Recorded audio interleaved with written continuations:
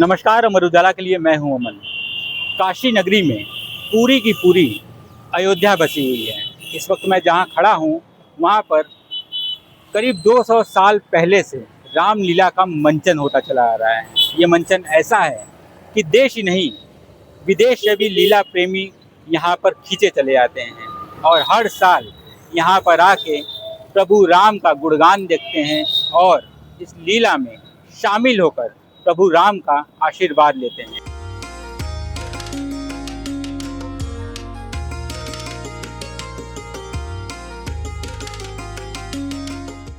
इस रामनगर में आज से नहीं सदियों से रामलीला होती चली आ रही है। यहाँ पर पंचवटी है, अयोध्या का मैदान है, तो करीब 3 किलोमीटर दूर लंका भी है, लेकिन वहाँ पर ऐसा कोई आयोजन नहीं होता है। जो भी आयोजन होता है वो रामनगर में ही होता है।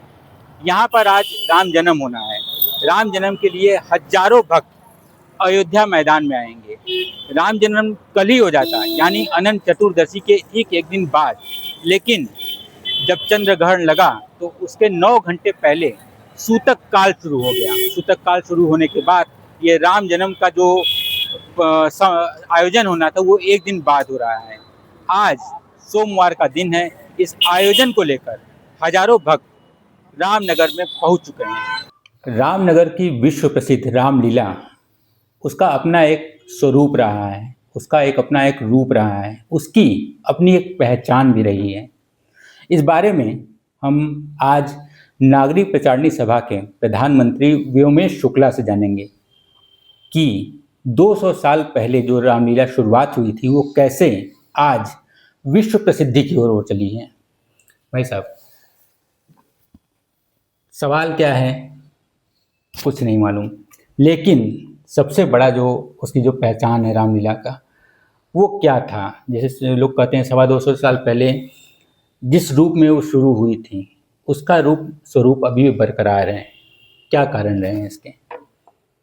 देखिए, बनारस अपनी परंपरा के प्रति बहुत ईमानदार सभ्यता का भी नाम है। जहाँ तक संभव हुआ है, बनारस ने सनातन परंपराओं की रक्षा की कोशिश की है। रामनगर की रामलीला को काशी राज परिवार ने बहुत सुरुचि, यत्न और मनोयोग से ढेर सारी ऊर्जा और द्रव्य का निवेश करके वैसा ही बनाए रखा है जैसी वो आज से 200 बरस 250 बरस पहले थी।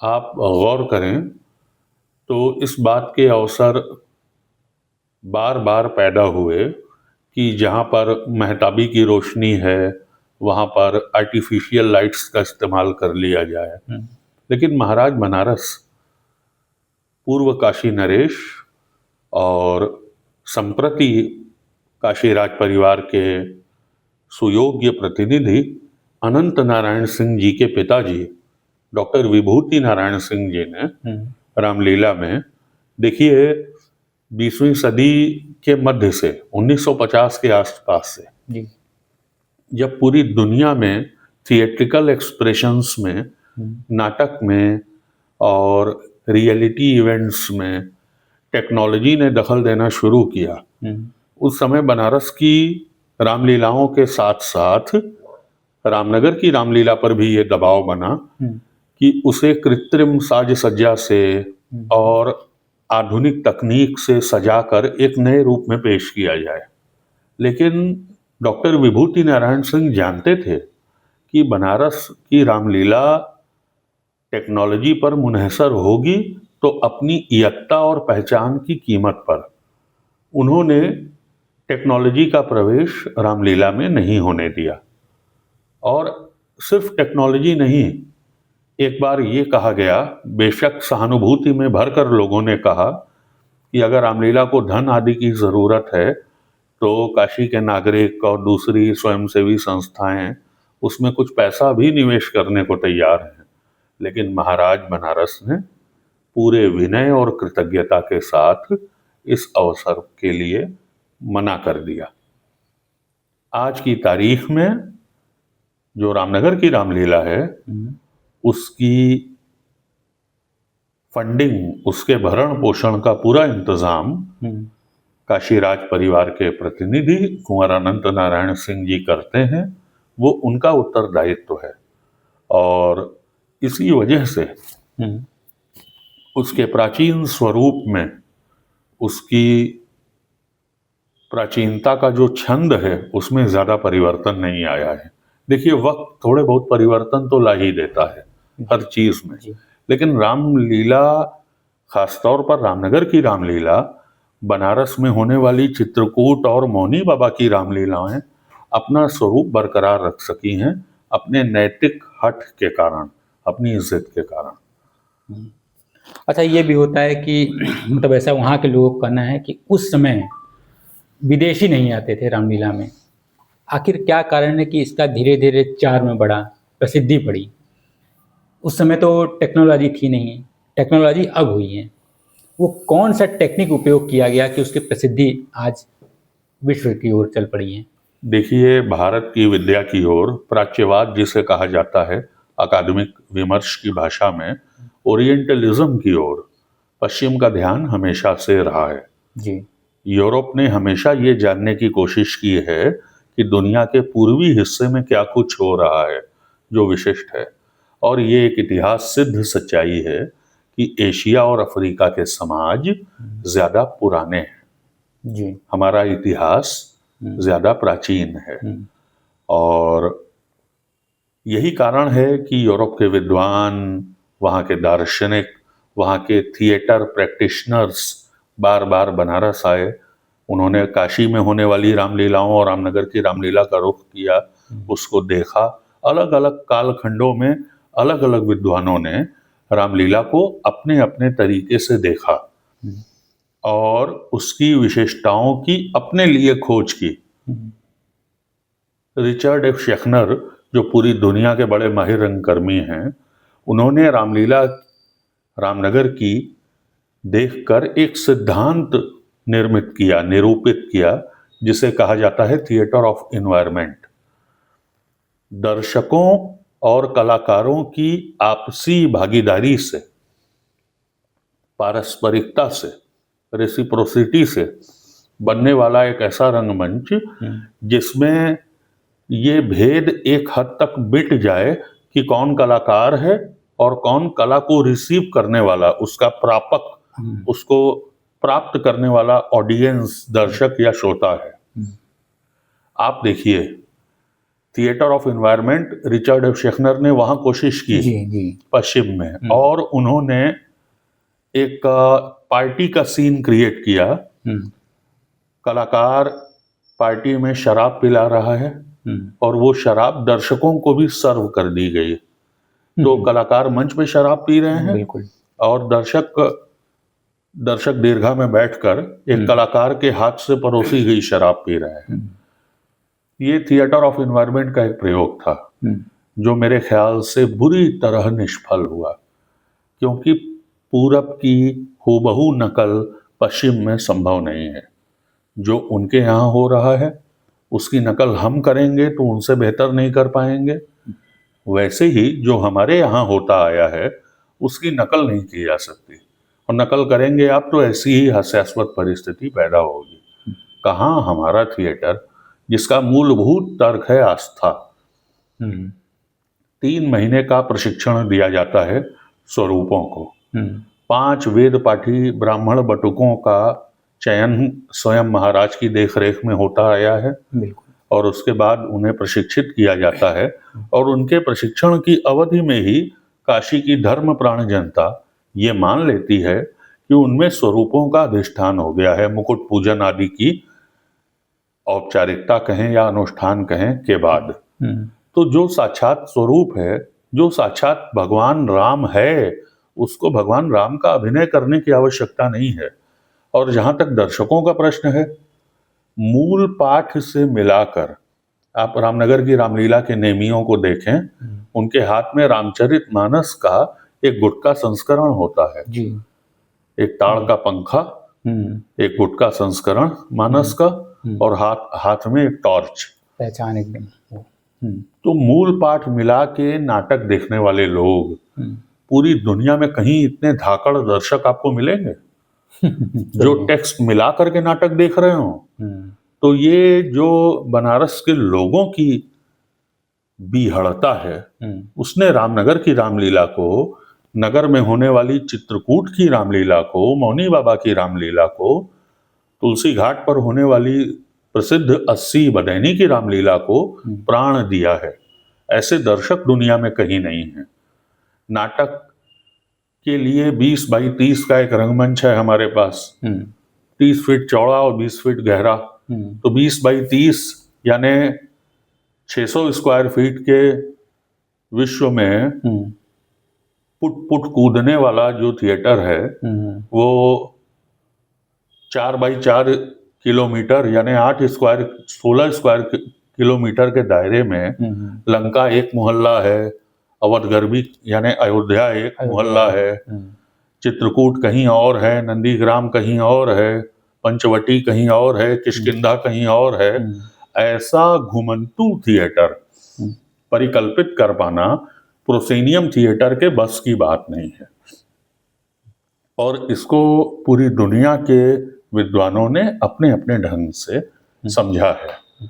रिचर्ड एफ शेखनर का मैंने उदाहरण दिया, उन्होंने सिद्धांत बहुत अच्छा निरूपित किया, उसको अमल में ले आने में वो असफल हो गए। वैसे ही इंदुजा अवस्थी ने, हमारे समय की एक बहुत महत्वपूर्ण रंग निर्देशिका हैं अनुराधा कपूर ने, अच्छा, उसके आधार पे एक के बाद एक कई नाटक बनाए जिसके सूत्र में, जिसके मूल में रामनगर की रामलीला का यही घुमंतू तत्व काम कर रहा है। ऐसा ही उनका एक नाटक मिस्टर जेकिल एंड हाइड मैंने राष्ट्रीय नाट्य विद्यालय के मुक्ताकाशीय परिसर में घूम घूम कर देखा था। उन्होंने दर्शकों को एक स्थान से दूसरे स्थान तक जाने के लिए एक रंग क्षेत्र से दूसरे रंग क्षेत्र तक और फिर तीसरे रंग क्षेत्र तक पहुंचने के लिए विवश किया। लेकिन आत्मीयता का वो सूत्र, स्नेह का, जिस पाठ के आधार पर वो नाटक हो रहा है, यानी स्क्रिप्ट क्या है, उसके साथ दर्शकों का तादात्म्य न होने की वजह से वो प्रयोग भी वैसा सफल नहीं हुआ जैसा उसे होना चाहिए था। रामनगर की रामलीला की खूबी भी यही है, उसकी विशिष्टता भी इसी बात में है कि उसे आज तक किसी पैरेलल आर्ट फॉर्म में, किसी समांतर कला रूप में पलट के नहीं दिखाया जा सका है। आप उसका वीडियो भी बना लेंगे तो उसमें वो बात नहीं होगी जो मूल में होती है। बिल्कुल। अच्छा, इस मंचन में गंगा जमुनी तहजीब भी देखी जाती है जो बनारस की पहचान रही है। जैसे मंचन तो अपनी जगह है, जब रावण का मुकुट बनाया जाता है कुछ मुस्लिम परिवार भी उसमें सहयोग करता है। इसको आप किस नज़रिए से देखते हैं? क्या ये जो बनारस की पहचान है ये आगे भी चल सकती है? इस पहचान को सच पूछिए तो कोई संकट नहीं है। ये पहचान आगे चलेगी ही चलेगी, क्योंकि इसके पीछे बहुत सारे तर्क काम कर रहे हैं। गंगो जमुनी अदब की मुहावरे की तरह बात करना और उसको अमल में लाना, दोनों दो बातें हैं। तो वो अमल में लाया जाता रहा है और लाया जाता रहेगा। अब जैसे बनारस में रामलीलाओं में स्वरूप जो मुकुट धारण करते हैं, उस पे जरी का जो काम है, जरदोजी जिसको कहा जाता है, वो सिर्फ और सिर्फ मुसलमान कारीगर करते हैं। तो स्वरूपों के सिर पर जो मुकुट होता है वो तो मुसलमान हाथों का बनाया हुआ होता है। आतिशबाजी करने वाले मुसलमान हैं, रोशनी देने वाले, मताबी छोड़ने वाले मुसलमान हैं, कई दफा नगाड़ा बजाने वाले मुसलमान होते हैं। आप बता ही रहे हैं कि वो पुतले बनाने वाले, अब वो काक भुषुंडी का हो, गरुण का हो, जयंत नाम के कौवे का हो, या खरदूषण, रावण, मेघनाथ, कुंभकर्ण का पुतला हो, ज्यादातर परिवार मुसलमान हैं। ये एक संयोग है, और ये संयोग कितना वैविध्यमय और कितना शानदार बनाता है रामलीला को, वैष्णव भक्ति की उदात्त परंपरा को, हिंदू धर्म की इस अनमोल कलात्मक निधि को। इसे वही जानता है जो इसे इसके भीतर रह के इसका अनुभव करता है। और ये एक ऐसा एसेट है जो अगर कहीं किसी तरह के खतरे में अगर है, मुझे तो नहीं दिखता लेकिन अगर होता है तो हम सबको मिलकर उस खतरे को दूर करना चाहिए और इस तहजीब को जो रामलीला का हासिल है बचा के रखना चाहिए। एक आखिरी सवाल आपसे है, जैसे मान लीजिए विश्व प्रसिद्ध तो अपनी जगह है, धीरे धीरे रामलीला का जो आयोजन हो रहा है बनारस में बढ़ा है और बहुत तेज़ी से बढ़ा है। आज हमको लगता है सैकड़ों स्थान ऐसे हैं जहाँ छोटे और बड़े स्तर पर रामलीला आयोजित हो रहे हैं। तो उसको उस आयोजन में आधुनिकता का बहुत उपयोग होता है, इसको आप कैसे देखते हैं? अव्वल तो संख्या बढ़ाने से रामलीला की गुणवत्ता बढ़ने वाली नहीं है, तो संख्या का गुणवत्ता से कोई संबंध नहीं है जी। अगर आज या पिछले 100 वर्षों के सातत्य में 50 रामलीलाएं होती हैं और सहसा 100 रामलीलाएं होने लगे तो उससे इस बात की कोई गारंटी नहीं है कि गुणवत्ता बढ़ेगी। तो और आधुनिकता के उत्तर आधुनिकता के इतने प्रकल्प मौजूद हैं। रामकथा पर एनिमेशन फिल्म इतनी शानदार बन चुकी है, जापान ने बनाई है, कि विकल्पों की कमी नहीं है जी। अगर हमको रामायण देखनी है तो रामानंद सागर के रामायण टीवी सीरियल से लेके रामायण पर बनी हुई एनिमेशन फिल्म तक और एआई को अगर हम ज्यादा सही इनपुट दें तो वो भी हमारे लिए रामकथा बना सकता है। सवाल है कि जो प्योरिटी, जो पावनता बनारस ने खोजी है अपने लिए, पावनता कोई स्वर्ग से चल के आई हुई चीज नहीं है। बनारस ने अपनी पावनता, अपने रीति रिवाज, अपनी अनुष्ठान परकता, अपना उत्सव प्रेम, अपने मेले, अपना त्योहार, अपना संगीत, अपना राग रंग, अपनी ही जिजीविषा से सिरजा है, उसे बनाया है अपने गर्भ में रख के और उसे प्रकट किया है बनारस के लोगों के मनोरंजनार्थ, उनके उन्नयन के लिए। तो वो परंपरा जिस रूप में जैसे बनी थी उसको वैसे बचाना ज्यादा आवश्यक काम है। रामनगर की रामलीला, लाट भैरव की रामलीला, चित्रकूट की रामलीला जिसका विश्व प्रसिद्ध नाटी इमली का भरत मिलाप जाना जाता है, मौनी बाबा की रामलीला, 80 पर होने वाली तुलसी घाट की रामलीला, ये रामलीलाएं जिस प्राचीनता के कलेवर में लिपटी हुई हैं उस कलेवर की रक्षा ज्यादा जरूरी है। अन्यथा तो बहुत सारे विकल्प हैं, सारे विकल्पों का स्वागत है, लेकिन जो चीज दुनिया भर में हो रही है बनारस वो करने के लिए मशहूर नहीं है। बनारस का अपना सिग्नेचर, बनारस का जो एक खास हस्ताक्षर है वो होना चाहिए। हमारा मनोज कुमार। रामनगर की रामलीला कब से देखते आ रहे हैं? हमको तो लगभग 25-30 साल हो गया। 45 साल की उम्र में 15 साल 14 साल से मैं देख रहा हूँ। उस समय जो स्वरूप था क्या वो अभी भी बरकरार है? नहीं, बिल्कुल पूरी तरीके से हम तो यही कहेंगे कि बरकरार है। अगर यहाँ जो लोग आते हैं उनके बारे में कैसी वो चर्चा करते हैं, वो लोग क्या अनुभव करते हैं? उनकी भी श्रद्धा यही है, एक श्रद्धा के तौर पर आते हैं लोग और नियमित समझ लीजिए कि आधी रात को लेंगे, लीला देखेंगे और वो दिव्यता यहाँ दिखती है। 1 महीने की जो यहाँ रामलीला होती है वो दिव्यता यहाँ दिखती है। लगता है कि हाँ ये रामलीला हो रहा है और भगवान राम यहाँ पे बस जाते हैं। आज राम जन्म जी ठीक है, ये राम जन्म कल भी हो सकता था लेकिन चंद्रग्रहण के सूतक काले कारण एक दिन डिले हो गया। ऐसा समय कभी आया था कि ऐसा पहली बार हुआ है? ये तो नहीं आया था। जैसे लीला का लास्ट होता है तो लास्ट में क्या बोलते हैं, अंदर भगवान को पूरा का खाना खिलाया जाता है और पुनः भोग लगता है, तो उसमें भी ग्रहण लगा हुआ था जिसके वजह से वो लीला अगले साल वो लीला सुबह 10 बजे हुई थी। हाँ, तो ये दूसरी बार हुआ।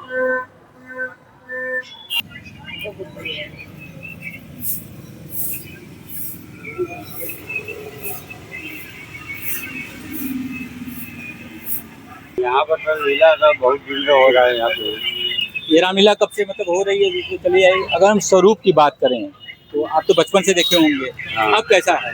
अब पहले से भी अच्छा है, अब अभी भी है, सही है। जैसे पहले भी था आज भी उसी का हो रहा है रामलीला।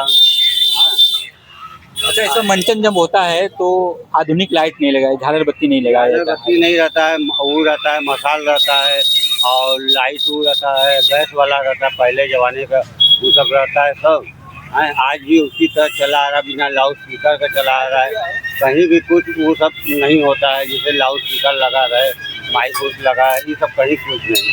अभी भी सवारी वही रास्ता ही वाला निकलता है। हैं, अभी भी देखेंगे थोड़ा देर में भगवान निकलेंगे, आएंगे बग्घी से, जाएंगे अयोध्या में। आज राम जन्म है, यहाँ पे जाएंगे। इधर ये सब हाथी आ रहा है, जा रहा है, अंदर जाएंगे, हाथी सजेगा, ऊपर आएंगे महाराज, बैठ के निकलेंगे। 5 बजे उनका सवारी निकलता है, तो जाएंगे अयोध्या जी में। आज राम जन्म होगा वहाँ पे। हाँ, सारा चीज़ लाइट बत्ती कुछ नहीं, केवल गैस है, मसाल है, झाल मजीरा साथे होता है, सब कुछ होता है यहाँ पे। कोई चीज़ नया चीज़ नहीं है, पुरानी चीज़ पूरी परंपरा चली आ रही है अभी तक। पुरानी परंपराओं को सहेजे हुए। अच्छा, यहाँ हम स्थान की बात करें, कौन कौन से स्थान है जो रामलीला से जुड़े हुए हैं? देखिए, कल तो हुआ था रामबाग पोखरा, उसी सागर का झांकी हुआ था वहाँ पे। आज होगा राम जन्म, यहाँ पर अयोध्या है, अयोध्या में जन्म होगा। फिर उसके बाद यहाँ से कल तारका वध होगा, यहाँ पर कई जगह कल होगा, 10 जगह मेला हो जाके पीएससी के पास आरती हो जाता है वहाँ पे। हैं, फिर वहाँ पर आरती होगा। फिर कल परसों से फिर चालू होगा फुलवारी। फुलवारी होता है पीएससी में फुलवारी होगा। हाँ, फिर उसके बाद होगा धनुष यज्ञ। धनुष को तोड़ेंगे भगवान। भगवान जब धनुष को तोड़ते हैं तो उसी यहाँ विवाह होता है। हाँ, विवाह होता है, सब कुछ होता है। फिर उसके बाद वहाँ से वो विदाई होता है, उनको विदाई होता है। बकरी उकरी सब पूरे अपना जिसे पहनते हैं, पुराने ज़माने में यही चला आ रहा है। पंचवटी भी है यहाँ पे। हाँ, उसके बारे में पंचवटी भी है। यहाँ से पहले जाएंगे, पहले तो पंचवटी जब यहाँ से वो होता है ना, उनका वन गवन होता है, तो बाद में पंचवटी जाता है। 15वें मेला को नटकटैया, 16वें मेला को नटकटैया होता है, 15वें मेला को कौआ का लड़ाई होता है। पहले तो यहाँ पर जाएंगे, जनकपुर होगा, जनकपुर से इमन होगा, जनकपुर में होगा, पीएससी के पास से जाके जनकपुर में होगा। जनकपुर होने के बाद फिर वहाँ से फिर यहाँ पे आएगा। यहाँ पे आएगा तो कोट भवन होगा, कोट भवन होगा। फिर उसके बाद यहाँ पे वो बनगवन हो जाएगा। बनगवन होगा तो फिर निखात राज जाएगा। निखात राज जाने के बाद वहाँ से फिर जाएगा सगरा पर जाएगा। सगरा पर होते हुए तब रामबाग चित्रकूट में पहुँचेंगे। अच्छा, कौन कौन से मतलब जो भक्त हैं, राम भक्त, हाँ, रामलीला भक्त, लीला प्रेमी, वो किस किस जिले से आते हैं? कुछ विदेशों से भी रहते हैं लोग? विदेश से भी आते हैं, कुछ बनारस से हैं, बहुत दूर दूर से लोग आते हैं। यहाँ पर तो कोई वो है नहीं, सबको अलाउ है, सब कुछ वहीं से भी देख सकता है।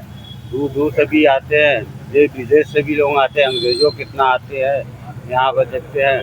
इसमें कोई किसी को बुलाया नहीं जाता है, सब इकट्ठा होकर सबको मालूम है, चले आते हैं अपना। अगर आप ये वीडियो YouTube पर देख रहे हैं तो हमारे चैनल को सब्सक्राइब करें और बेल आइकन को दबाना ना भूलें। अगर आप Facebook पर ये वीडियो देख रहे हैं तो हमारे पेज को लाइक करें।